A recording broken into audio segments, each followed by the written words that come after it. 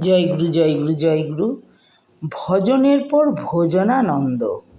সামান্য ব্যঞ্জন যে শ্রী শ্রী ঠাকুরের দৃষ্টি পড়িলে অমৃত হইয়া ওঠে, তাহার পরিচয় পাওয়া যায় এই সম্মিলনী ক্ষেত্রে আসিলে।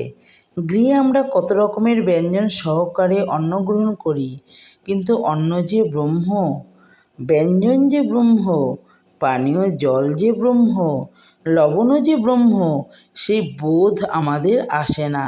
সেখানে অন্ন রাম, ভাজা রাম, ডাল রাম, তরকারি রাম, চাটনি রাম, পরমান্ন রাম, পানীয় রাম, রামের ছড়াছড়ি। সামান্য তেল লবণ মশলায় যে ব্যঞ্জনগুলি স্বাদে অমৃত হইয়া ওঠে, তাহার সম্মিলনী আসিলে উপলব্ধি হয়। তাহার সহিত যুক্ত হয় টিপানন্দের গান। টিপ বলরে কানাই বলাই, টিপ বলরে কানাই বলাই, টিপ টিপ টিপ হরিবোল। কত রকমের ছড়া, ছোট কবিতা সে সময় আবৃত্তি হয়, তাহার ইয়ত্তা নাই। ভোজনের সহিত ভজনানন্দ।